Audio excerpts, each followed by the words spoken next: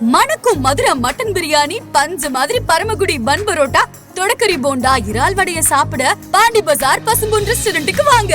இனி மதுரை உணவை சென்னையிலேயே ருசிக்கலாம். Hola! Your dream vacation to Hong Kong starts from rupees 74,999 only with GT Holidays, South India's #1 travel brand. Armstrong இருந்து 16வது நாள் அதற்கு எதிர்வினையாக ஒரு கொலை நடக்கும் அப்படின்னு உளவுத்துறை எச்சரித்திருக்கு அப்படின்னு சொல்லிட்டு ஒரு செய்தி வந்தது. அது நடக்கிறதுக்கான வாய்ப்பு அப்படிங்கிறது நிஜமாவே இருக்கா? உளவுத்துறை இன்னைக்கு நீங்க 16வது நாளில் பழித்திருக்கப்படலான்னு இவ்வளோ மெனக்கிட்டு இவ்வளோ பரபரப்பு செய்தியாக்கி கண்காணிப்பு தீவிரமாக்கிட்டு இருக்கிற நீங்க அதுக்கு முன்னாடி 3 முறை ஆம்ஸ்ட்ராங் கொலை செய்யப்படலான்னு உளவுத்துறை கொடுத்த ரிப்போர்ட்டை மட்டும் ஏன் மறைத்தீர்கள், ஏன் மறுத்தீர்கள் என்ற கேள்வி இருக்கு. ஆம்ஸ்ட்ராங் என்கிற அந்த மனிதர் ஒரு அரசியலுக்குள்ள வந்துடுறாரு. அதிமுகவில் இருக்கிறவங்க இன்னைக்கு கட்ட பஞ்சாயத்து பண்ணிட்டு இருக்கிறாங்க. ஏன் திமுகவில் இருக்கிறவங்க கட்ட பஞ்சாயத்து இல்லைன்னு சொல்லு, நான் பட்டியல் போட்டு நான் வேணா உங்களுக்கு கொடுக்குறேன்.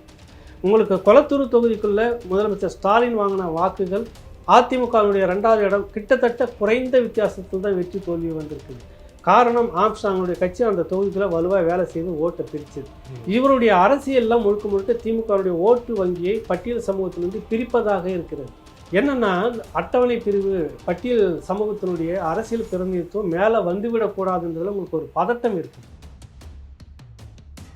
ஆம்ஸ்ட்ராங் விஷயத்தில் வெறும் ரவுடிகளுக்குள்ளாக மோதல் அப்படின்றது இல்லை, அது பயன்படுத்தப்பட்டது பின்னுக்குள்ளாக இவ்வளவு அரசியல் உள்ளே இருக்குதுன்ற இந்த பக்கத்தில் இருக்கக்கூடிய பறையர் சமூகமும் வன்னியர் சமூகமும் ஒன்றாக சேர்ந்து ஒரு பெரிய அரசியல் சக்தியாக மாறி நாளைக்கு அங்கே வடக்க நடந்தது மாதிரி உங்களுக்கு ஒரு இங்கே முதலமைச்சர் ஒரு இடத்துல உட்காந்துட்டாங்கன்னா என்ன ஆகும்? நம்ம நடுத்தூரில் நிற்கணும். திருமாவளவன் அவர்கள்கிட்ட நான் கேட்குறது, திமுகவை விமர்சிக்காமல் வேறு யாரை விமர்சிக்கணும்? பாகிஸ்தான் அதிபரை விமர்சிக்கலாமா? இல்லை, உங்கள் உரிமையை மட்டும் கேட்க சொல்லுங்களேன். விடுதலை சிறுத்தைகளை என்ன உங்களுக்கு பிரதிநிதித்துவம் கொடுத்துச்சு, என்ன உங்களுக்கு திராவிடம் தூக்கி உங்களை வளர்த்து விட்டுருச்சு, என்ன வளர்த்து நீங்கள் கேளுங்களேன். நாளைக்கு உரிமையை கேட்டிங்கன்னாக்கா உங்களுக்கே உத்தரவாதம் இல்லை, நீங்கள் கட்சி உடனே உடையும். இல்லை, இவர்களோடு நாம் சேர்ந்து பயணித்தால் தான் நம்மளை விட்டு வைப்பாங்கங்கிற ஒரு பயம் இருக்கு. அதுதான் அவரே சொல்கிறாரு. வேற என்ன அர்த்தம்? இப்போ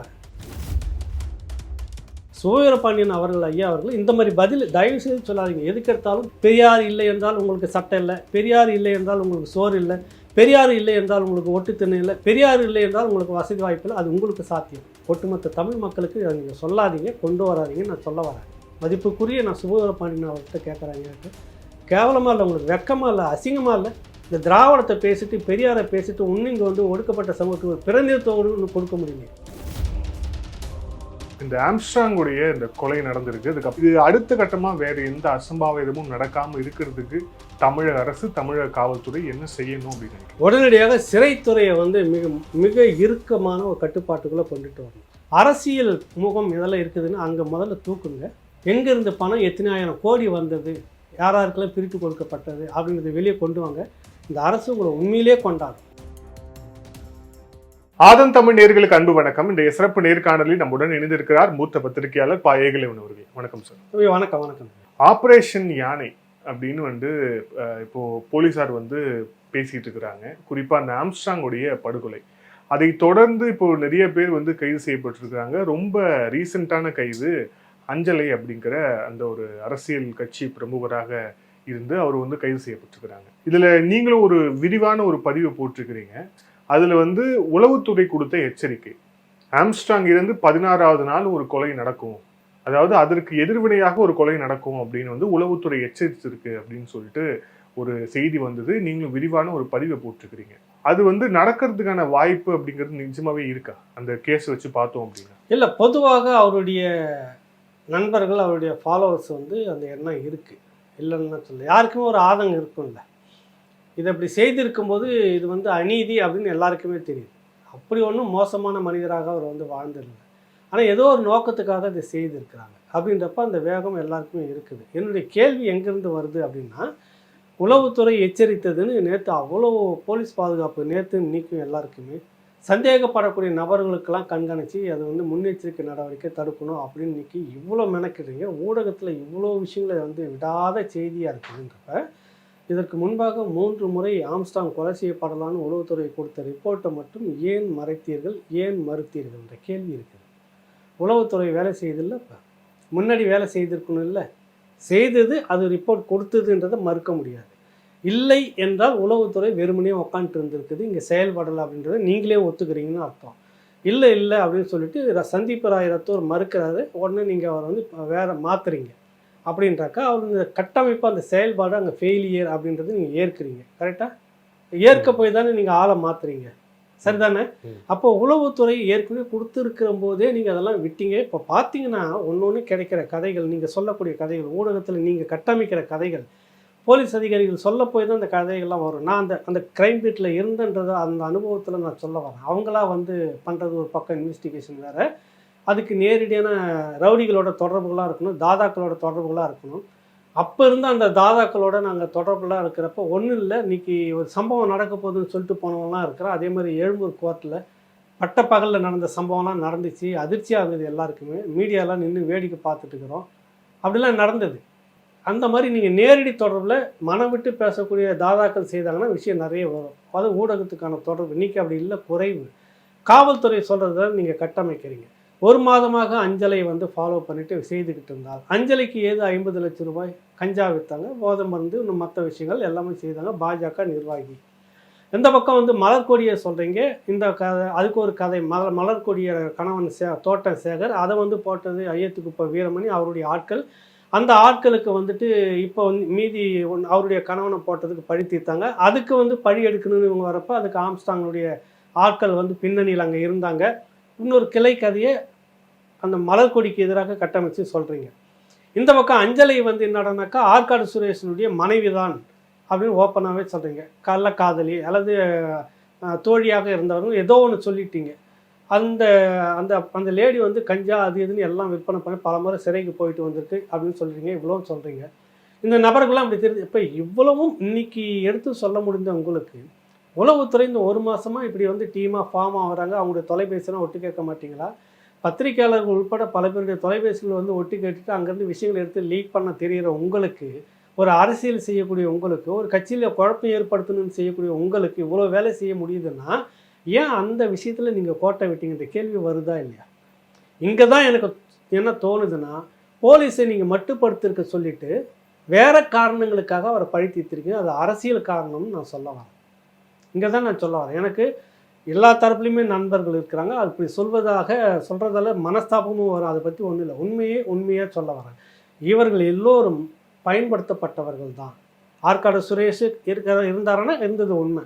அவர் தம்பி இருக்கிறாருன்னா இருந்தது உண்மை. தம்பிக்கு பழிவாங்க என்னன்றதுதான் கேட்டால் அது உண்மை. புரியுதில்ல? அப்போ வந்து யாரை தேடுறான் அப்படின்னு பார்த்தீங்கன்னாக்கா ஆற்காடு சுரேஷனுடைய வெப்பாட்டியாக இருக்கல மனைவியாக இருந்தால் அஞ்சலை ஆதரவு எடுத்தாங்களான்னா எடுத்தது உண்மைன்றான். பணம் இவ்வளவு கை மாறக்கூடிய அளவுக்கு எங்கேருந்து வரும்? இதுதான் விஷயம். திடீர்னு ஒரு 3 கார் வாங்கியிருக்கிறாங்க. மலர்கொடி தரப்பில் இருக்கக்கூடிய ஹரிகரன், சிவா 3 பேரும். ஒருத்தர் மலர்கொடி அதிமுக, ஹரிகரன் தமாக, சிவா வந்து திமுக, அஞ்சலை வந்து பாஜக. நான் இதில் வந்து அரசியல் கட்சிகளை குறை சொல்லலை. அரசியல் கட்சிகளில் போய் தஞ்சம் அடைவது என்பது இருக்கக்கூடிய அரசியல் அந்த வன்முறையில் ஈடுபடக்கூடிய தாதாக்களுக்கு இருக்கக்கூடிய விஷயம். அதிமுகவில் இன்னைக்கு வந்து பிரபலமான இருக்கக்கூடிய சில நபர்கள் எல்லாம் ஒரு காலத்தில் நான் பார்க்குறப்ப 30 ஆண்டுகளுக்கு முன்னாடிலாம் தாதாவாக இருந்து வழக்குகளை வாங்கி அப்புறம் ஒன்றுமே இல்லைன்னு விடுதலை வந்து அப்படி கொஞ்சம் கொஞ்சமாக நகர்ந்து அரசியலுக்குள்ளே வந்து இன்றைக்கி பெரும் செல்வாக்குள்ள மனிதர்களாக இருக்காங்க. உங்களுக்கு யாருன்னு தெரியும், கரெக்டாக? அப்போ இது எல்லா இடத்துலையுமே இருக்கும். அரசியலில் வந்து தஞ்சம் புகுறதுன்னு இருக்கும். அதை வந்து அரசியல் சார்புன்னு வச்சுக்கிட்டு அதன் மூலமாக சில செல்வாக்குன்னு வச்சுக்கிட்டு அதன் மூலமாக தன்னை தப்பிக்கிறதுக்குன்னு பல குற்றவாளிகள் வந்து உள்ளே இருக்காங்க. அரசியல் கட்சிகளுக்கு ஒரு தார்மீக பொறுப்பு இதுக்குள்ளே இருக்கணும். 2வது விஷயமா அதில் பார்க்குது. 3வது, இந்த திட்டங்கள் எல்லாம் எங்கன்னா சிறைச்சாலைக்குள்ளே இருக்கக்கூடிய சில நபர்கள், வெளியில் இருந்த இந்த நபர்கள். அப்போ சிறைச்சாலைக்குள்ளே தகவல் பரிவர்த்தனை இருக்குதா இல்லையா? எப்படி சிறைத்துறை வந்து கோட்டை விடுது? சிறைத்துறைக்குள்ளே ஒரு இன்டெலிஜென்ட் டிபார்ட்மெண்ட் இருக்குல்ல, அங்கே இருக்கக்கூடிய நடமாட்டங்கள் தொலைபேசியில் பேசி தகவல் கடத்துறவங்களா இருக்காங்க. செல்பேசி எப்படி உள்ளே போகுது? சரி, உள்ளே போனோடனே அவங்க பேசிக்கிறது நீங்கள் கண்டுபிடிக்க முடியுமா முடியாத அந்த உரையாடலை? வெளியில் இந்த சம்பவம் நடக்கிறதுக்கான நெட்வொர்க் இதெல்லாம் ஏன் எடுக்காமல் விட்டீர்கள் அப்படின்னா உங்களுக்கு இதுதான், இதை வந்து நீங்கள் தான் பயன்படுத்துகிறீங்க. அரசியல் முகம் ஏதோ ஒன்று இதை பயன்படுத்தியது. அதுதான் நான் என்னுடைய குற்றச்சாட்டாக வைக்கிறேன். நீங்கள் மறுக்கிறீங்களான்னா எவ்வளவு ஓட்டைகள் இதுக்குள்ளே இருக்குது. இன்றைக்கி நீங்கள் கதை கட்டுறீங்க. அஞ்சலிக்கு ஒரு நோக்கம் இருந்தது, மலர்கொடிக்கு ஒரு நோக்கம் இருந்தது, சுரேஷனுடைய தம்பி இந்த பாலுக்கு வந்து ஒரு நோக்கம் இருக்கிறது அப்படின்னு சொல்ல வரீங்கல்ல. எல்லாருமே இதில் உண்மை தானே. ஆனால் இவர்களுக்கு துணிச்சலாக இந்த மாதிரி கண்காணித்து ஃபாலோ பண்ணிக்கிட்டே இருக்கிறப்ப இவ்வளவு உளவுத்துறை கோட்டை விட்டுதுன்றப்ப எங்கே வருது அங்கே அரசியல் வந்திருக்குதா இல்லையா? பொதுவாக நம்ம சிக்கலுக்குள்ள ஒரு மனிதரை வந்துட்டு ஏதோ ஒரு காரணத்தில் வந்துட்டு பண்ணுவாங்க, நேரடியாக இறங்கி பண்ணுவாங்க. அதை நம்ம பார்த்துருக்குறோம். சிலது மறைமுகமாக பண்ணுவாங்க, சிலது 2 கோஷ்டிகளுக்குள்ளாவே முடிச்சுக்கிட்டோம் அப்படின்னு தூண்டி விட்டு பண்ணுறதெல்லாம் நடந்திருக்குது. அது நடக்கட்டும். ஆனால் ஆம்ஸ்ட்ராங் என்கிற அந்த மனிதர் வந்து ஒரு அரசியலுக்குள்ளே வந்துடுறாரு. அதிமுகவில் இருக்கிறவங்க இன்றைக்கி கட்ட பஞ்சாயத்து பண்ணிட்டு இருக்கிறாங்க. ஏன் திமுகவில் இருக்கிறவங்க கட்ட பஞ்சாயத்து இல்லைன்னு சொல்ல சொல்லு, நான் பட்டியல் போட்டு நான் வேணால் உங்களுக்கு கொடுக்குறேன். இப்போ அங்கே யோக்கியமான வேலை நடக்குதா? இங்கே மட்டும்தான் வன்முறை நடக்குதா? என்னென்னா அட்டவணை பிரிவு பட்டியல் சமூகத்தினுடைய அரசியல் பிரதிநிதித்துவம் மேலே வந்துவிடக்கூடாதுன்றதுல உங்களுக்கு ஒரு பதட்டம் இருக்குது. இவருடைய அரசியல்லாம் முழுக்க முழுக்க திமுகவுடைய ஓட்டு வங்கியை பட்டியல் சமூகத்திலிருந்து பிரிப்பதாக இருக்கிறது. இது ஒரு அரசியல் காரணம் உங்களுக்கு நெருக்கடியாக உள்ள வருது. நான் வெளிப்படையாகவே பேசுகிறேன். உங்களுக்கு கொளத்தூர் தொகுதிக்குள்ளே முதலமைச்சர் ஸ்டாலின் வாங்கின வாக்குகள் அதிமுகவுடைய 2வது இடம் கிட்டத்தட்ட குறைந்த வித்தியாசத்தில் தான் வெற்றி தோல்வி வந்திருக்குது. காரணம் ஆம்ஸ்ட்ராங்குடைய கட்சி அந்த தொகுதிக்குள்ளே வலுவாக வேலை செய்து ஓட்டை பிரிச்சுது. அப்போ இந்த நிலை அடுத்த முறை வரக்கூடாதுன்ற ஒரு காரணம் உள்ளே இருக்குதா இல்லையான்னு ஒரு சந்தேகத்தை நான் வைக்கிறேன். நீங்கள் எப்படி அரசியல் காரணம் இல்லை, இது 24 மணி நேரம் இப்போ நீங்கள் ஊடகத்தை இப்படி தொட்டு திறந்த உடனே ஆற்காடு சுரேஷ் அஞ்சலி மலர்கொடி, ஆற்காடு சுரேஷ் அஞ்சலி ஆம்ஸ்ட்ராங், இதே தான் மூளைக்குள்ளே அப்படியே 24 மணி நேரம் ஓடுற மாதிரி ரவுடிகளுக்குள்ளாக மோதல்ன்ற மாதிரி நீங்கள் கட்டமைக்கிறீங்களா? அது ஏற்புடையது அல்ல அப்படின்றது என்னுடைய வாதம். இதில் சொல்லுங்கள்.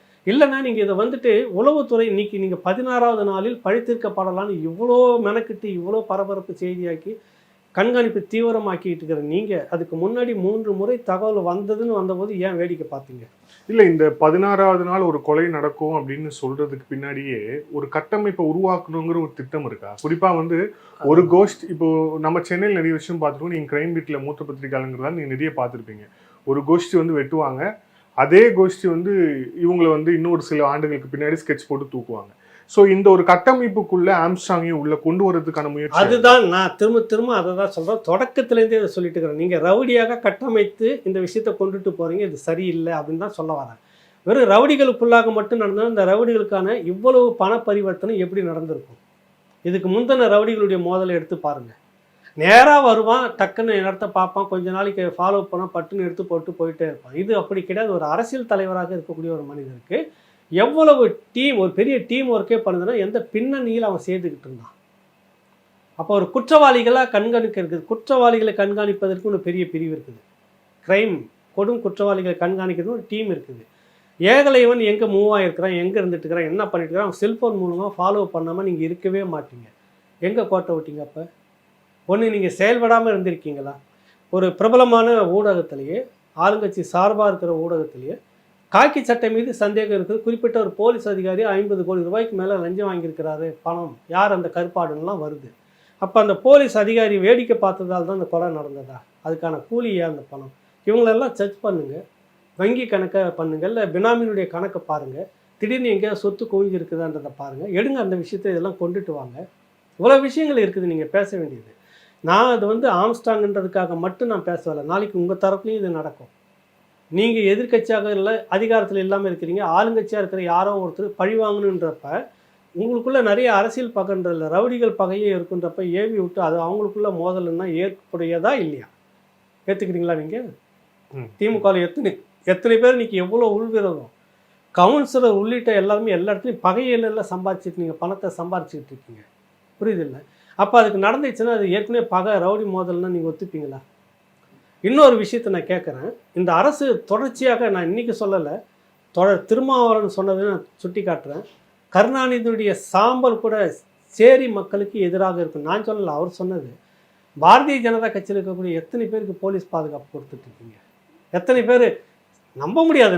நான் பார்த்து இவரெல்லாம் பார்க்குறப்ப இன்றைக்கி எனக்கு சிரிப்பு வருது. சில நபர்கள் பார்த்தா போலீஸோட சுற்றிட்டு இருக்காங்க. இப்போ நேற்று ஜான் பாண்டியன் வந்து செய்தியாளர் சந்திச்சு சொல்லியிருக்காரு. நான் அதை தான் சொல்ல வரேன். கடந்த ஆட்சியில் அவருக்கு போலீஸ் பாதுகாப்பு கொடுத்துருந்தது, இப்போ பாதுகாப்பை நீக்கி இருக்கீங்க. சேம் இதே தான் ராஜீவ்காந்தி கொலைக்கும் இந்த சம்பவம் நடக்கிறதுக்கு முன்னாடி பாதுகாப்பு அவருக்கு நீக்கப்பட்டது. இது விசாரணைக்குள்ளெல்லாம் வந்தது. ஏன் திடீர்னு Z+ பாதுகாப்பு நீக்கப்பட்ட போய் தான் அவருக்கு இந்த சூழ்நிலையே வந்துச்சு அப்படின்னு இன்றைக்கி அது பிற்பாடு வர்மா கமிஷன், ஜெயின் கமிஷன் எல்லாம் சொன்னது. இப்போ ஜான் பாண்டியனுக்கும் அதுதான் நடந்தது. ஏன் நீங்கள் நான் அதை தான் கேட்குறேன். பட்டியல் சமூகத்து தலைவர்கிட்ட அரசியல் பார்க்கக்கூடிய நீங்கள் கடந்த ஆட்சியில் பாதுகாப்பு கொடுத்தாங்க, போலீஸ் ப்ரொடெக்ஷன். இந்த ஆட்சியில் நம்ம ஏன் செய்யணும்? அவர் ஆளுங்கட்சிக்கு ஆதரவு, அந்த கட்சிக்கு ஆதரவானன்னு பார்க்குறீங்க, பாதுகாப்பை விலக்கிக்கிறீங்க.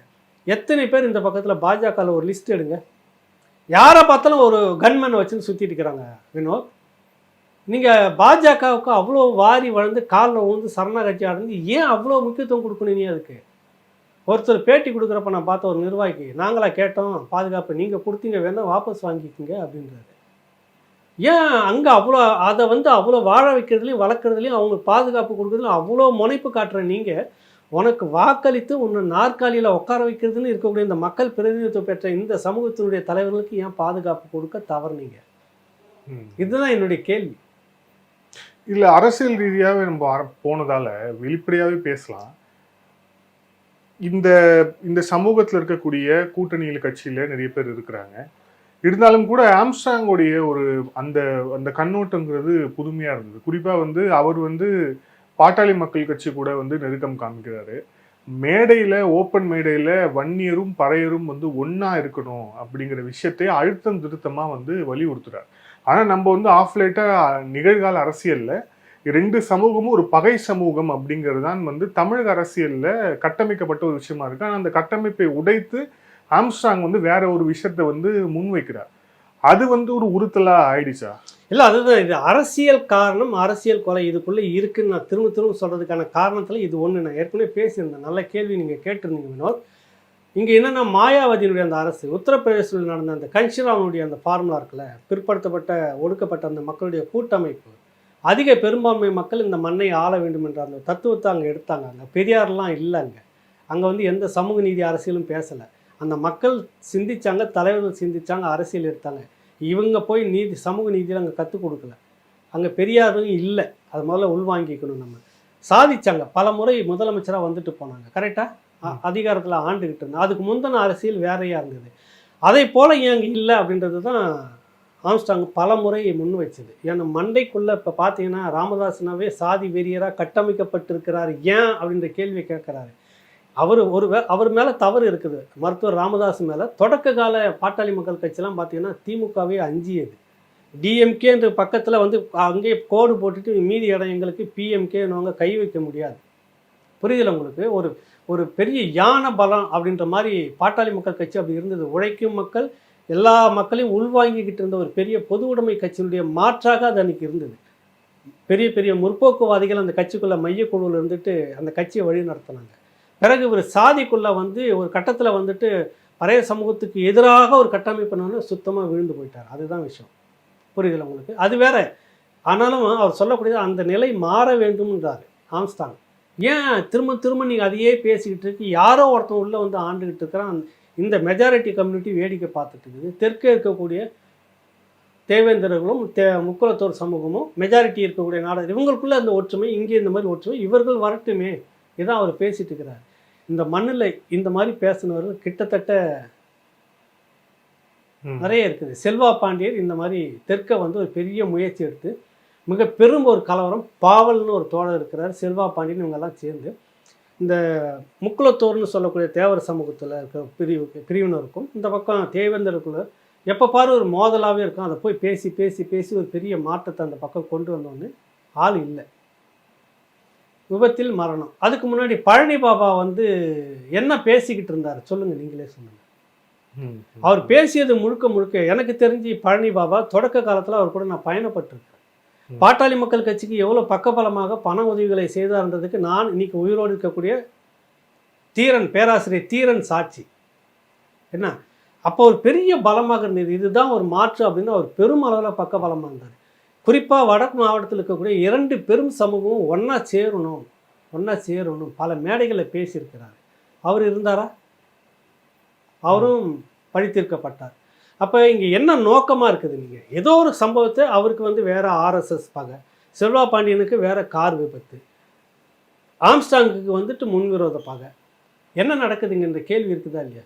அப்போ ஒரு அதிக பெரும்பான்மை மக்கள் 2 சமூகத்துக்குள்ளே ஒன்றா ஆகிடக்கூடாது, இவங்களுக்குள்ளே சண்டை போட்டுக்கிட்டே இருக்கணும். அதுக்கு ஏற்ப நமக்கு ஒரு குழு இங்கே இருக்கும்.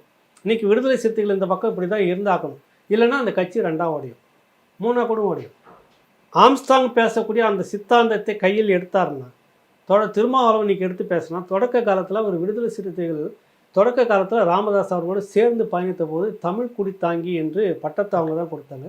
100க்கு மேற்பட்ட இடத்துகளில் டாக்டர் ராமதாஸ் அவர்கள் அம்பேத்கர் சிலையை தமிழ்நாட்டில் வேறு எவரையும் விட அதிகம் சிலையை திறந்தது அவர் தான். ஒன்றுபட்ட ஒரு பலமாக வந்துட்டு இருக்கும்போது ஏன் நாங்கள் 2ஆக பிளவு வந்தது, ஏன் பெரும் பகையாக மாறியது? முதல்ல அதை வாங்க, அரசியலுக்கு வாங்க, அங்கே வாங்க. இன்ன வரைக்கும் 2 பேருக்கும் ஒரு பெரிய மனக்கசப்பாக இருக்குது. ஏன் பலரும் பேசி பார்த்துட்டாங்க. இப்போ அந்த நிலையை திருமாவளவன் அவர்களே மாறி நான் ராமதாஸோடு இந்த சமூகத்தோடு கை கோக்குறேன்னு இருந்தாருன்னா அந்த சிறுத்தைகள் உடைக்கும். யார் உடைப்பாங்க? நான் சொல்லலை, பல முறை அவங்களே சொல்லியிருக்கிறாங்க. கட்சியை உடைக்கிறதுக்கு நான் இந்த மாதிரியான சில முடிவுகள் எடுக்கிறப்ப கட்சியை கூட இருந்தே உடைக்கிறதுக்கு ஏற்பாடு பண்ணணும். திமுக செய்திடும். அது உடைக்காத கட்சியில் தமிழ்நாட்டில் எதனா இருக்குது அவங்களுக்கு. முஸ்லீம் லீக்கு எத்தனையா உடைஞ்சது? பாட்டாளி மக்கள் கட்சி எப்படி சதற வச்சிங்க? திராவிட கட்சிகளுக்கு பங்கு இருக்குது. எத்தனை பேர் தான் உங்கள் கூட உனக்கு சபதம் விட்டுட்டு வந்த வைகோ கட்சி எத்தனை உடைச்சிங்க? எவ்வளோ செதற அடிச்சிங்க? விஜயகாந்த் கட்சி எப்படி பண்ணீங்க? ஏதாவது ஒரு கட்சியை நீங்கள் விட்டு வச்சிங்களா? வணிகர் சங்கமும் அதில் அடங்கும். வணிகர் சங்கம்ன்ற மிகப்பெரிய மாஸ் அப்படின்னு சொல்லுவாங்கள்ல, அவன் சொன்னால் அதான் நடக்குவாங்க. அதை பார்த்தீங்க கடைசியாக அது நமக்கு பெரிய தலைவலியாக சொல்லிட்டு உடைச்சி உங்கள் பக்கத்தில் கூப்பிட்டு சீட்டு கொடுத்து பெரிய அளவில் அதை கொண்டு வந்தது யார்? நீங்கள் உடைக்காததுன்னு ஒன்றுன்னு இருக்குதுன்னா உங்கள் ஒன்று திமுக மட்டும் உடையலை. அதான் நான் அவர் இறப்பதற்கு முன்பாக ஒரு பதிவு போட்டேன். இயற்கைன்னு ஒன்று இருக்குது, அது நீங்கள் இருக்கும்போதே பார்த்துட்டு தான் நீங்கள் மறையணும், நீங்கள் இருக்கும்போதே உடையணும் உங்களுக்கு. ஏன்னா நீங்கள் அவ்வளோ கட்சியை உடைச்சிருக்கீங்கன்னு எழுதுனா அன்றைக்கி நான். அது நடக்கலை, அது வேறு விஷயம். அது கனவு எந்த காலத்தையும் நடக்காது அப்படின்லாம் சொல்லாதீங்க. இப்போ இந்த ஒரு சமூகம் இப்படி விழிப்புணர்வு ஒரு மாற்று இதுக்கு வந்துச்சுன்னா இங்கே உடனே இப்படியான விஷயங்கள் நடக்குதே ஏன்? அதான் என் கேள்வி. ஆம்ஸ்டாங் விஷயத்தில் வெறும் ரவுடிகளுக்குள்ளாக மோதல் அப்படின்றது இல்லை, அது பயன்படுத்தப்பட்டது பின்னுக்குள்ளாக இவ்வளவு அரசியல் உள்ளே இருக்குதுன்ற. இந்த பக்கத்தில் இருக்கக்கூடிய பறையர் சமூகமும் வன்னியர் சமூகமும் ஒன்றாக சேர்ந்து ஒரு பெரிய அரசியல் சக்தியாக மாறி நாளைக்கு அங்கே வடக்க நடந்தது மாதிரி உங்களுக்கு ஒரு இங்கே முதலமைச்சருடைய ஒரு இடத்துல உட்காந்துட்டாங்கன்னா என்ன ஆகும்? நம்ம நடுத்தூரில் நிற்கணும். சொத்துக்களை பாதுகாத்துக்க முடியாது. ஏதோ ஒரு வழக்குகள் பாயும், சொத்துக்கள் பறிமுதல், அரசு கஜானாவுக்கு போகும், அப்படி பல எண்ணங்கள் வருது இல்லை உங்களுக்கு. அப்போ இவங்க வந்துடக்கூடாது. வேற என்ன பண்ண முடியும்? பகையாகவே பார்த்து பகையாகவே பேசி ஏன் இந்த இதில் இப்போ ஒன்றும் இல்லை. இன்றைக்கி நடக்கிறதுல தோழர் திருமாவளவன் திடீர்னு ஒரு அறிக்கை கொடுக்குறாரு. இன்றைக்கி ஒன்றுபட்ட கூட்டமைப்பு பட்டியல் சமூகத்தினுடைய தலைவர்கள், இயக்கங்கள், அமைப்புகள், கட்சியில் இருக்கிற எல்லாரும் கலந்துக்கிற மாதிரி பேசி முடிவு பண்ணுறாங்க. பணம் வாங்கிட்டு இதெல்லாம் செய்கிறாங்கன்னு ஒரு வார்த்தையை சொல்கிறீங்க. இது எவ்வளோ பெரிய தப்பு இது? அப்போ நீங்கள் நடத்துறதுக்கெல்லாம் வாங்கிட்டு தான் நீங்கள் நடத்திட்டு இருக்கீங்களா? அந்த கேள்வி வருதா இல்லையா? இல்லை, ஆனால் இதுக்கு முன்பாக ஒரு கூட்டத்தில் பேசும்போதே வேற பறையன்னு சொல்லிட்டு இயக்கம் வச்சுட்டு வருவான், வந்தா செருப்பால் அடிங்கன்னு சொல்லி அதான் சொல்ல வந்தேன். அது இந்த மாதிரி நிறைய ஏன் முரண்பட்டு நீங்கள் பேசுகிறீங்க? இவங்க அதை தான் என்னென்னா திமுக கையாளுகிறது. இல்லை, ஆனால் அதே திரும்ப நீங்கள் நீங்கள் அதுக்கு ஆளாகிட்டு இருக்கீங்க. நாளைக்கு மக்களால் தூக்கி இப்படி வெளியே வைக்கப்படுவீங்க. இல்லை, ஆனால் அதே திருமாவளவன் இப்போ என்ன சொல்கிறாரு, நிறைய இடங்களில் நானும் வெளியே போகிறேன், எனக்கே பாதுகாப்பு இல்லை, எனக்கே வெளியில பேசுங்க இல்ல சொல்றாரு, வெளியில பேசுங்க, பாதுகாப்பு இல்ல. இந்த என்கவுண்டர் இப்போ இந்த ஆம்ஸ்டாங் வழக்கு நடந்த என்கவுண்டர் நடந்திருக்க கூடாது. ஏன்னா என்கவுண்டர் நடந்துச்சு அப்படின்னா அதுக்கான உண்மை வெளியே வராது அப்படின்னு அது நாங்களும் பேசியிருக்கிறோம். தனிப்பட்ட ஏகலைவனும் அதை தான் பேசி பதிவு போடுறோம். நீங்க அரசியல் கட்சியா இருக்கிறீங்கிறப்ப அதுக்கு என்ன பேசிட்டு அறிக்கை கொடுத்துட்டா முடிஞ்சு போச்சா? நான் அழுத்தம் கொடுக்குறேன். என்ன அழுத்தம் கொடுக்குறீங்க? என்ன அழுத்தம் கொடுக்குறீங்க சொல்லுங்க. ஒரு பெரிய லீடர் இந்த சமூகத்தில் இருக்கிறவங்க கொல்லப்பட்டிருக்காங்க. அழுத்தம் அதுதான். எதை அழுத்தம்னா நீங்கள் சேர்ந்து நீங்கள் முன்னெடுங்க போராட்டத்தை, நீங்கள் பேசுங்க. ஏன் இந்த கொலைக்கு காரணம் அரசு பின்னணியில் செயல்படாத தானே விமர்சனம் வரத்தான் செய்யும். திமுக மீது விமர்சனம் வரக்கூடாது. நம்ம கூட அந்த போராட்டத்தில் கலந்துட்டு திமுகவுக்கு எதிராக கோஷம் போடுவான்னு உனக்கு என்ன அவ்வளோ கஷ்டம்? திமுகவுக்கு எதிராக கோஷம் போடுறதில்ல, உங்களுக்கு என்ன கஷ்டம் வருது? சிறுத்தைகளை யாரும் குறை சொல்ல போகிறதில்ல, கரெக்டாக உங்களை சகோதரனை தான் பார்க்குறதா சொல்கிறாங்க, நீங்களும் அப்படி தான் பார்க்குறதா சொல்கிறீங்க. அரசு செயல்பாடு குறைஞ்சி போயிருக்குதுன்னு விமர்சனம் பண்ணுறாங்க. இதில் உங்களுக்கு என்ன கஷ்டம் வருது? பாம்பும் சாகக்கூடாது, கோலும் உடையக்கூடாதுன்னு எப்படி வினோத் சொல்லுங்கள்? ரெண்டுலேயும் எதனா ஒன்று நடந்தால் தான் உண்மை. நீங்கள் கோல் வச்சுருந்ததுக்கும் பாம்பை நீங்கள் அடிக்க போகிறன்றதுக்கும் உண்மை ரெண்டுல என்ன ஒன்று நடக்கணும். அதுவும் சாகக்கூடாது, கோலும் உடையக்கூடாதுன்னு என்ன அர்த்தம்? நீங்கள் இது மற்ற தலைவர்களாக இருந்தால் இன்னும் கடுமையான வார்த்தைகளை போட்டு விமர்சனம் பண்ணலாம். ஆனால் இவரை பண்ண முடியாத காரணம் பல இருக்குது. அதனால தான் இவர் தொடர்ச்சியாக இது அப்புறம் 2009 கலைஞர் அவர்கள் செய்ததுக்கும் இப்போ நீங்கள் செய்கிறதுக்கு என்ன? அது ஒரு இனத்துரோகம்னா நீங்கள் செய்கிறதுக்கு என்ன துரோகம் சொல்லுங்கள். முடிஞ்ச வரைக்கும் நீங்கள் ஒரு அமைதியாக இருந்திருந்தீங்கன்னா பரவாயில்ல. சிலர் உள்ளே கலைஞருக்கு எதிராக திமுகவுக்கு எதிராக கோஷம் போடுவாங்கன்னா அப்புறம் திமுக தானே உகாண்டா போலீஸையும் உகாண்டா முதலமைச்சரையும் விமர்சிப்பாங்க. சொல்லுங்கள், எனக்கு புரியல. எனக்கு திருமாவளவன் அவர்கிட்ட நான் கேட்குறது, திமுகவை விமர்சிக்காமல் வேறு யாரை விமர்சிக்கணும்? பாகிஸ்தான் அதிபரை விமர்சிக்கலாமா? உகாண்டா அதிபரை விமர்சிக்கலாமா? உகாண்டா போலீஸை விமர்சிக்கலாமா? யாரைத்தான் விமர்சிக்கணும் நீங்களே சொல்லுங்க. இல்ல, இதுக்கு பொறுப்பு யாரு? என்னோட இந்த நிலைப்பாட்டின் காரணமாக தான் குறைஞ்சபட்சம் என்னுடைய சமூகத்தை சேர்ந்தவங்களுக்கு ஒரு அரசியல் பிரதிநிதித்துவமாவது கிடைச்சிருக்கு. நாங்க நாடாளுமன்றத்துல இருக்கிறோம், நாங்க சட்டமன்றத்துல இருக்கிறோம், திருப்பி நாங்க துணை மேயரா இருக்கோம். இது வந்து குறைஞ்சபட்சமான ஒரு மக்கள் துணை பிரதிநிதித்துவமே. மேயருக்கும் உங்களுக்கும் சம்பந்தமே இல்லை. நீங்க நாடாளுமன்ற உறுப்பினர் ஆகிறதுக்கு வேணா திமுக தயவு இருக்கலாம். துணை மேயர் இந்திய அரசியல் சாசன சட்டத்துல குறிப்பா ராஜீவ்காந்தி அவர்கள் கொண்டு வந்தப்போ உள்ளாட்சி தேர்தல் பிரதிநிதித்துவத்துல இந்த இடம் இத்தனை இடஒதுக்கீடு நீங்க கட்டாயம் கொடுத்தாங்கன்னு இருக்கிறதால நீங்க கொடுக்குறீங்க. துணை மேயர் கூட நீங்க நடைமுறைப்படுத்தல. என்ன பிரதிநிதித்துவம் உங்களுக்கு கிடைச்சது? அமைச்சரவையில் உங்களுக்கு என்ன கொழுத்த மந்திரி பதவி கொடுத்துருக்காங்களா? சொல்லுங்க திருமாவளவன் அவர்கள், சொல்லுங்க. நீங்க இன்னைக்கு வேணா கேட்டு சொல்லுங்க அவங்கள்ட்ட. என்ன பிரதிநிதித்துவம் உங்களுக்கு? 2 சீட்டு கிடைச்சி நீங்க எம்பியா போயிட்டீங்கன்னாக்கா என்ன மாறுது? இதோட 3வது முறை வந்திருக்கு. என்ன பிரதிநிதித்துவம் உங்களுக்கு என்ன வந்துச்சு? என்ன நீங்க சாதிச்சிருக்கீங்க? இது பிரதிநிதித்துவம் இது கிடையாது. இந்த மக்களுக்கு உண்டான பிரதிநிதித்துவம். அமைச்சரவையில் எத்தனை பேர் பட்டியல் சமூகத்துக்கு என்ன பதவி? ஏன் வருவாய்த்துறை குறிப்பிட்ட சமூகத்தினருக்கு மட்டுமே கொழுத்த மந்திரி பதவி இருக்குது? நீங்க கேட்க மாட்டீங்களா? சொல்லுங்க. வருவாய்த்துறை யாருக்கிட்ட இருக்குது? பொதுப்பணித்துறை யாருக்கிட்ட இருக்குது? இந்த அறநிலையத்துறையும் சிஎம்டிஏ பலாயிரம் கோடி டேர்ன் ஓவர் இடம் ஏன் திருமாவளவன் அவர்கள் சமூகத்துக்கிட்ட இருக்க ஒரு மந்திரி கொடுத்தா அது ஏற்புடையது ஆகாதா? அவங்களுக்கு இவங்க மட்டும் அப்படியே நேராக கண்ணு பளிச்சுன்னு தெரியும், அரசியலில் கையெழுத்து போட்டு வேலை செஞ்சுக்கிட்டே இருப்பாங்க. இவங்களுக்கு கை நாட்டா மெத்த படித்து எத்தனை பேர் இருக்கிறாங்க பட்டியல் சமூகத்தை? கொடுங்களேன் ஒரு முறை, ஒரு முறை கொடுங்களேன். என்ன பிரதிநிதித்துவம் வந்துச்சு? நீங்கள் கேட்டீங்க உயர்நீதிமன்றத்தில் வழக்கறிஞர்கள் அரசு தரப்பில் நியமிக்கிறப்ப அங்கே சரியாக இருக்குதா இடஒதுக்கீடு? வாங்கி கொடுத்துருக்கீங்களா? பல்கலைக்கழகங்கள் மொத்தம் எத்தனை இருக்குது? எத்தனை விகிதாச்சார அடிப்படையில் அங்கே பிரதிநிதித்துவம் வந்துச்சா? பஞ்சமி நிலத்தை 3 வருஷம் ஆச்சு. 1 ஏக்கர் அந்த பக்கம் 6000 ஏக்கர் மீட்டு கொடுத்ததா சொல்கிறார் இந்த அறநிலையத்துறையினுடைய இடத்த சேகர்பாபு. ஏன் பஞ்சமி நிலம் 1 ஏக்கர் 10 ஏக்கர் இது வரைக்கும் மீட்கவே இல்லை? கேட்டிங்களா? இது எல்லாம் முக்கியம் பிரதிநிதித்துவம். ஆம்ஸ்டாங் அதெல்லாம் பேசிக்கிட்டே இருந்தார். நீங்கள் அதான் கவனிக்கணும். நீங்கள் மனு கொடுத்துட்டு அதோட உக்காந்துட்டீங்க. இப்போ இதெல்லாம் கேட்கறதால திருமாவளவன் கசப்பு இருக்கலாம், அது இல்லை பிரச்சனை. இதெல்லாம் பிரதிநிதித்துவம். நீங்கள் சொல்கிறீங்களா எங்களுக்கான பிரதிநிதித்துவம் உங்களோட இருந்தீங்கன்னா யார் கூட இருந்தாலும் உங்களுக்கு சீட்டு கொடுத்துட போகிறாங்க, நீங்கள் ஜெயிக்க போகிறீங்க. அது இல்லையே பிரச்சனை. எது பிரதிநிதித்துவம்? அமைச்சரவையில் கொடுத்துருக்காங்களா? இன்னும் மற்ற விஷயங்களை பங்கீடு கொடுத்துருக்காங்களா உங்களுக்கு? எது நீ என்ன பண்ணியிருக்கீங்க? காமராஜர் பீடலில் நடந்துச்சு. அதுக்கு முன்னாடி சனாதனத்தை தூக்கி பிடிச்சதா சொல்லக்கூடிய ராஜாஜி கூட அதை செய்துட்டு போயிருக்கிறாரு. திருப்பதி தேவஸ்தானத்தில் முனுசாமி ஒருத்தர், இவர் பரமேஸ்வரன் சொல்லிட்டு ஒருத்தர் திருப்பதி தேவஸ்தானத்துக்கு போர்டு தலைவராகவே இருந்துட்டு போயிருக்கிறார். கனவுல நினைக்க முடியுமா? இன்றைக்கி நீங்கள் படுத்துக்கிட்டு கனவுல நினச்சா கூட சாத்தியப்படாது. இன்றைக்கி திராவிட ஆட்சியில், காங்கிரஸ் ஆட்சியில் சாத்தியப்பட்டுச்சு. காமராஜர் சாத்தியப்படுத்தினார். ஒரு 5 முக்கிய துறைகளை கக்கன்கிட்ட கொடுத்தாரு. முனுசாமிங்கிற ஒருத்தரை ஒரு பட்டியல் சமூகத்தோட அமைச்சர் ராஜாஜி கூப்பிட்டு பழனி கோயிலுக்குள்ளே போயிட்டு எனக்கும் சேர்த்து அவருக்கும் சேர்த்து பரிவட்டம் கட்டி உள்ளே கூப்பிட்டு சாத்தியப்படுத்தினார். அன்னைக்கு தேதிக்கு அது பெரிய புரட்சி. கோயிலுக்குள்ளே போயிட்டு சமமாக போகிறேன். நீங்கள் இது வரைக்கும் திராவிடம் எங்கன்னா செய்திருக்குதா? என்ன உங்களுக்கு பிரதிநிதித்துவம் கொடுத்துச்சு? என்ன உங்களுக்கு திராவிடம் தூக்கி உங்களை வளர்த்து விட்டுருச்சு? என்ன வளர்த்து? நீங்கள் கேளுங்களேன். நாளைக்கு உரிமையை கேட்டிங்கன்னாக்கா உங்களுக்கே உத்தரவாதம் இல்லை. நீங்கள் கட்சி உடனே உடையும். இல்லை, இவர்களோடு நாம் சேர்ந்து பயணித்தால் தான் நம்மளை விட்டு வைப்பாங்கங்கிற ஒரு பயம் இருக்கு. அதுதான் அவரே சொல்கிறாரு. வேற என்ன அர்த்தம்? இப்போ சேர்ந்து பயணிக்கல. நீ ஒரு முறை நீங்கள் எனக்கு இல்லை உங்கள் உரிமையை மட்டும் கேட்க சொல்லுங்களேன் விடுதலை சிறுத்தைகளை. அந்த தோழர்களுக்கு என்னை பார்த்தா கசப்பாக இருக்கும், கோபமாக இருக்குது. நீங்கள் எதுவும் பண்ண உங்கள் உரிமையை மட்டும் நீங்கள் கேளுங்க. உங்கள் பிரதிநிதித்துவத்தை மட்டும் நீங்கள் கேளுங்க. 3 ஆண்டுகள் விட்டது. பஞ்சமி நிலை விடயமாக என்ன நீங்கள் இதுக்கு ஒரு இம்மியை நகர்த்திருக்கீங்களான்னு கேளுங்க. கேட்டால் எதுக்கு எடுத்தாலும் வழக்கு இருக்குது. வழக்கு இருக்கிறப்ப நிலத்தை மீட்டிங் இல்லை, இந்த அறநிலையத்துறைக்கு எடுத்தீங்க இல்லை, எத்தனை இடங்கள் எடுத்து 6000 ஏக்கர் சொல்கிறாருல்ல, இருக்கட்டும், தூக்கி போட்டு முடிச்சுட்டு எடுத்து கொடுங்க. அதை நீங்கள் எந்த உரிமையை கேட்டால் நீங்கள் அடுத்த நிமிஷம் உங்கள் கட்சி உடைக்கப்படும். நீங்கள் இப்போயே அடிமையாக இருந்துக்கிட்டே இருக்கணும். பண்ணையில் முன்னோர்கள் இருந்ததுக்கும் இப்போ இவங்க இருந்ததுக்கும் 2க்கும் வித்தியாசம் இல்லை. அப்படி தான் சொல்லிட்டு இருக்குது. என்ன ஒன்று அவங்க வேஷ்டி சட்டை கோவணத்தோட வெறும் உடம்போட பண்ணையை செஞ்சுட்டு நம்ம உழைக்கிறதுக்காக கூலி கிடைக்கிறது கூட இல்லாமல் அதை பவியமாக வாங்கிக்கிட்டு எப்படியும் ஆண்ட வீட்டில் வேலை கிடச்சிக்கிட்டே இருக்குது, நமக்கு சோறு போடுறாருன்னு உட்காந்துட்டு இருக்கிற மாதிரி இன்றைக்கி நவீன பண்ணை என்ற அறிவாலயத்துக்குள்ளே நீங்கள் சிக்கி இருக்கீங்க.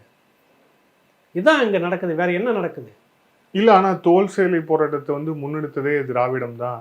திராவிட இயக்கம் தான் சுபவீர பாண்டியன் பேசுறாரு. அது எனக்கு தெரியல. எனக்கு ஐயாவை நீங்கள் சுபவீர பாண்டியனை பேசணுன்ட்டு வேணாம், அதை விட்டுடுன்னு நான் நினைக்கிறேன். தவிர வெளியே வந்துடணும்னு நினைக்கிறேன். அவரை விட்டுட்டு வெளியே வரணும்னு நினைக்கிறேன். எனக்கு என்னன்னு தெரியல. மிக பெரும் ஒரு கல்வியாளர் அவர். தோல் சிலை போராட்டம் எப்போ வந்தது, நீங்கள் எப்போ திராவிடம் தொடங்குனீங்க, சமூக நீதின்னு நீங்கள் சொல்லிக்கிறீங்க நூற்றாண்டு, அது இன்னும் தோல் சிலை போராட்டத்தில் பங்கெடுத்தது. நீங்கள் 1944 திராவிட கழகம்னு ஒரு கொண்டு வராங்க. 1937 தோற்று போன அந்த கட்சியை தூக்கி உங்ககிட்ட கொடுத்துட்டாங்க, நீதி கட்சியை. அதை வந்து 44 திராவிட கழகம்னு மாற்றுறீங்க. 49 தான் திமுக வருது. 1800களில் அவன் வந்துட்டு தோல் சிலை போராட்டம்லாம் முடிவு எடுத்துட்டு அவன் வந்து உரிமையை வாங்கிட்டான் பிரிட்டிஷ் கவர்மெண்ட்டில். அவன் கோயில் நுழைவு போராட்டத்தில் லண்டன் வரைக்கும் வழக்கு நடத்தியிருக்கிறதுக்கான ஆதாரம் இருக்குது. ஆதாரம் இருக்குது. பெரியார் எப்போ வந்தார் உங்களுக்கு? 1919 கிட்ட தானே அரசியலுக்குள்ளாரே வராரு. 19 வந்துட்டு 25, 26 வரைக்கும் காங்கிரஸில் இருந்துட்டு அப்புறமா மரியாதை இல்லைன்னு வெளியே போகிறாருல்ல. அதுக்கு முன்னாடி 800களிலே அவங்க அந்த சமூகம், நாடார் சமூகம் இன்னும் ஒடுக்கப்பட்ட அந்த பக்கத்தில் தோல் சிலை போராட்டம்லாம் உரிமையெல்லாம் வாங்கிட்டு பிரிட்டிஷ் காலத்தில் எல்லாம் முடிச்சதுக்கான ஆதாரம்லாம் இருக்குது. நீங்கள் எதுக்கு எடுத்தாலும் பெரியார் ஸ்டிக்கர் போய் அங்கே ஒட்டுறீங்களே, இது அவருக்கு சோத்துக்கு வேணால் இதுவாக இருக்கும். இன்னொரு புரியுதில்லை. அவருக்கு ஒரு பழைப்பு இருக்குது, தின்ன பழைப்புன்னு ஒன்று இருக்குது. நான் அதை தான் சொன்னேன். அதுக்கு தான் அவர் கூட ஐயா நான் பேசக்கூடாது, விலைக்கு வந்துடணும்னு வந்துட்டு இருக்கிறேன். அவருக்கு ஏன் அந்த பழைப்புக்கு இதை பேசிட்டு இருக்கிறான்னு தெரியல. நீங்கள் ஏதாவது ஒரு தரவு ஒழுங்காக கொடுக்குறீங்களா? எல்லாத்துக்குமே பெரியார் எப்போ வந்தார் கேட்டால் சமூக நீதி கட்சியில் இருந்தவங்க எல்லாமே சான்ஸ்கிரிட் எடுத்துட்டு இந்துத்துவாவுக்கு ஆதரவாக தான் இருந்தாங்க. நீங்கள் ஒத்துக்கிறீங்களா? அதை ஏற்கிறீங்களா? சான்ஸ்கிரிட் தலைவர்கள் அங்கேயும் பார்த்தீங்கன்னா தமிழர்கள் தான் அதை வந்து படிப்படியாக கொண்டுட்டு வராங்க. அதை பேரெல்லாம் அழிச்சிட்டிங்க, அங்கேயும் கொண்டு வந்து பெரியார். சொல்லுங்கள், எத்தனை பித்தலாட்டை நீங்கள் பேசிக்கிட்டே இருப்பீங்கன்னு. எத்தனை காலத்துக்கு இந்த இளம் தலைமுறைக்கிட்ட இந்த விஷத்தை வந்து பெரியார் சமூக நீதின்ற விஷத்தை பெரியார்னு பேசாத மண்ணில் 6 இடங்களில் முதலமைச்சர் வந்து போயிட்டாங்க. வெக்கமாக இல்லை? நீங்கள் திரும்பி இதை சொல்லிட்டு இருக்கீங்க. உங்களுக்கு அவமானமாக இல்லை? மதிப்புக்குரிய நான் சுபவீர பாண்டியன் அவர்கிட்ட கேட்குறாங்க, கேவலமாக இல்லை? உங்களுக்கு வெக்கமாக இல்லை? அசிங்கமாக இல்லை? இந்த திராவிடத்தை பேசிட்டு பெரியாரை பேசிட்டு இன்னும் இங்கே வந்து ஒடுக்கப்பட்ட சமூகத்துக்கு ஒரு பிரதிநிதித்துவம் கொடுக்க முடியலையே. மற்ற மண்ணில் பெரியாரை பற்றி பேசாத 6 ஸ்டேட்டில் வந்து 6 மண்ணிலையும் அங்கே சமூக நீதினு பேசல. முதலமைச்சராக பட்டியல் சமூகம் வந்து போயிட்டான். இது பெரியாருடைய மண், இங்கே ஏன் சாத்தியமாகணும்னு ஒரு முறை நீங்கள் பேசியிருக்கீங்களா? அங்கே கருணாநிதிகிட்ட பேசியிருக்கீங்களா? ஸ்டாலின் கிட்ட பேசியிருக்கீங்களா? இல்லைங்க. சமூக நீதிப்படி பெரும்பான்மை சமூகம் இந்த மக்கள் வன்னியர்கிட்டயோ இல்லை இவங்ககிட்டயோ தான் இருக்கணும். இந்த ஆட்சி சுழற்சி முறையில் கொண்டுட்டு வரலாம், அதான் சமூக நீதி. ஏதாவது ஒன்று நீங்கள் பேசியிருக்கீங்களா? இங்கே ஏன் இது வரைக்கும் இந்த ஒடுக்கப்பட்ட இடத்துலேருந்து மேலே சரி இவங்க மட்டுமே வரணும்னு நான் பேச வரல, ஒடுக்கப்பட்ட மக்களுக்குன்னே வரல. இன்னும் மற்ற எம்பிசி இருக்காங்கல்ல, எம்பிசியில் மிக பெரும் பிரதிநிதித்துவமாக இருக்கக்கூடிய வன்னியர் சமூகத்தில் ஏன் அவங்க நாட்டை முதலமைச்சராக ஆகிறது தகுதி இல்லையா? சமூக நீதியாக தானே நீங்கள் பேசுனீங்களா? அதெல்லாம் பேசியிருக்கீங்களா நீங்கள்? இது எதுவுமே இல்லாமல் எதுக்கு எடுத்தாலும் இந்த தோல் சிலை போராட்டமே திராவிடம் நாங்கள் வந்து தானே. நிறைய பசங்க அப்படி தான் சின்ன சின்ன பசங்க பேசிக்கிட்டு இருந்தாங்க, என்கிட்ட கூட கேட்டாங்க. படித்ததுக்கு காரணம் பெரியார் தான் சொல்ல வரீங்க. பெரியார் வர்றதுக்கு முன்னாடி அரசியலில் வந்துட்டு ரட்டமலை சீனிவாசன், அயோத்திதாச பண்டிதர், இன்னும் படையாட்சிகள் இத்தனை பேர், ஐயா முத்துராமலிங்க தவிர இப்படி எல்லாமே இன்னும் அவரை கூட விடுங்க. நீங்கள் மற்றவங்க எல்லாம் எப்படி பேர் லண்டன் வரைக்கும் போய் படிச்சுட்டு டாக்டர் பட்டம், இன்றைக்கி டாக்டர்னு சொல்கிறாங்களா, அப்போ வந்து அது பாரிஸ்டர் பட்டம்லாம் சொல்கிற மாதிரி ஏகப்பட்டது முடிச்சுட்டு வந்தாங்களா. அப்போல்லாம் படிக்க வச்சது யார்? இதுக்கு முன்னாடி புள்ளி விவர கணக்குப்படி ஒரு புத்தகம் நீங்கள் கூட பேசிட்டு இருக்கும்போது சொன்னீங்க, ஒரு புத்தகம் பேர் என்ன? அது வந்து பியூட்டிஃபுல் ட்ரீன்றதில் பிரிட்டிஷ் கவர்மெண்ட்டில் ஒரு கணக்கெடுப்பு எடுக்கிறப்ப விகிதாச்சார அடிப்படையில் எந்தெந்த சமூகத்தை சேர்ந்தவங்க பள்ளிக்கூடத்தில் எவ்வளோ பேர் படித்தாங்கன்றப்ப பார்த்தீங்கன்னா அதில் பார்த்தீங்கன்னாக்கா அதிலே பட்டியல் சமூகத்தை இல்லை, மற்ற பிற்படுத்தப்பட்ட எம்பிசின்னு சொல்லக்கூடியவங்க நிறைய படிச்சிருக்காங்க. பிராமணர் கொஞ்சமாக தான் இருந்திருக்காங்க. 1800கள் காலகட்டத்தில் நடந்திருக்குது. அப்போ இதெல்லாம் அப்போ பெரியாரே வரலையே, அப்போ கருவிலையே இல்லையே. அப்போ அவர் படிக்க வச்சாராங்க எல்லாம். இன்னும் எத்தனை காலத்துக்கு இந்த பொய்யை மட்டும் திரும்ப உங்கள்கிட்ட அதிகாரம் இருக்குது, பவர் இருக்குது, இப்படி எல்லாமே பதவி இருக்குதுன்றதுக்காக நீங்கள் எல்லாத்தையும் உங்களுக்கு திணிக்கிறீங்கல்ல, அதுதான் நமக்கு இந்த மாதிரியான எரிச்சலுக்கு உண்டான பதிலை வர வைக்குது. சுபவீர பாண்டியன் அவர்கள் ஐயா அவர்கள் இந்த மாதிரி பதில் தயவு செய்து சொல்லாதீங்க. எதுக்கு எடுத்தாலும் பெரியார் வந்து இல்லை என்றால், பெரியார் இல்லை என்றால் உங்களுக்கு சட்டம் இல்லை, பெரியார் இல்லை என்றால் உங்களுக்கு சோறு இல்லை, பெரியார் இல்லை என்றால் உங்களுக்கு ஒட்டு திண்ணை இல்லை, பெரியார் இல்லை என்றால் உங்களுக்கு வசதி வாய்ப்பு இல்லை. அது உங்களுக்கு சாத்தியம். ஒட்டுமொத்த தமிழ் மக்களுக்கு அதை நீங்கள் சொல்லாதீங்க, கொண்டு வராதிங்கன்னு நான் சொல்ல வரேன். எப்படி இவர் வந்து தான் கல்வி, இவர் வந்து தான் உங்களுக்கு எல்லாம் அப்படின்றது நீங்கள் வேணால் சொல்லிக்கோங்க. பெரியாரை பற்றி பேசி கொண்டிருப்பதால் தான் எனக்கு சோறும் வாழ்வும் கிடைக்குது அப்படின்னு சொல்லிக்கோங்க. சொல்லு. இல்லைன்னா இப்போ நீங்கள் உங்கள் கூட நீங்கள் இருக்கிறீங்க, பார்ப்பன எதிர்ப்புன்னு சொல்ல வரீங்க. திராவிடத்தை இப்போ சமீபத்தில் அவர் பேசுனதை பார்த்தா திராவிடத்தை எதிர்ப்பவர்கள் ஆரியத்தின் கைக்கூலி அப்படின்னு சொல்ல வரீங்க. வீரமணி நேரடியாக சொல்கிறீங்களா? ஆசிரியர் வீரமணியை சொல்லுங்கள். இந்துத்துவாவினுடைய முகம் திமுகன்னு புத்தகம் போட்டுருந்தாங்களே திமுக நீங்கள் அப்போ வந்து செல்வி ஜெயலலிதா பக்கம் இருந்தார் ஆசிரியர் வீரமணி. பார்ப்பாத்திக்கின்னு சொல்கிறப்ப அதுக்கு ஏன் சமூக நீதி காத்த வீராங்கனைன்னு கொடுத்தீங்க? கேட்டால் இடஒதுக்கீடு கொண்டு வந்தாங்க, சாதிச்சாங்க, கரெக்டு. அப்போ கருணாநிதிக்கு அந்த தகுதி இல்லைன்னு ஒத்துக்கிறீங்களா? நான் சொல்லலை, நீங்களே தான் பேசுகிறீங்க, நீங்கள் தான் பட்டம் கொடுத்துருக்கீங்க வினோத், என்ன சொல்லக்கூடாது. அவருக்கு சமூக நீதி காத்த வீராங்கனை சரின்னா எதை வந்து ஒழிச்ச கருணாநிதினு நீங்கள் சொல்ல வரீங்க? அந்த கருணாநிதி இந்துத்துவனுடைய முகமாக மாறி போனார்னு வீரமணி போட்ட புத்தகத்தை இன்ன வரைக்கும் மறுப்பு இல்லை. அதுக்கு பதில் நீங்கள் சொல்லிட்டு போகிறோம், வாங்க பேசுவோம். வீரமணி அவர்களை நாங்கள் அன்று பேசியது, எழுதியது, புத்தகம் போட்டது, கருணாநிதிக்கு எதிராக பேசியது எல்லாமே தவறு, நாங்கள் திரும்ப பெற்றுக்கொள்கிறோம். இன்றைக்கி பேச சொல்லுங்களேன் ஆசிரியர் அவர்களே. நீங்கள் வந்து சொல்கிறீங்க ஆரியத்தை எதிர்த்த திராவிடத்தை எதிர்ப்பவர்கள் ஆரியத்தின் கைக்கூலி, வீரமணி அவர்கள் ஆரியத்தினுடைய கைக்கூலி. அப்போ சுபீரபாண்டியன்கள் அதை தான் சொல்கிறாருல்ல, சொல்லுங்கள். இதுக்கு பதில் நீங்கள் வெளியே வரணும் இல்லை. அடுத்தது யாருக்கு கைக்கூலி? இது இந்த நேர்காணல் இறுதியான கேள்வி. இந்த ஆம்ஸ்ட்ராங்குடைய இந்த கொலை நடந்திருக்கு, அதுக்கப்புறம் தொடர்ச்சியாக வந்து நடக்கும் அப்படிங்கிற மாதிரியான ஒரு பதற்றம் வந்து எல்லா தரப்புலையும் இருக்குது அப்படிங்கிறத பார்க்குறோம். அந்த நாளில் ஏற்பட்ட பதற்றமே சென்னையிலேருந்து இன்னும் நீங்கலை.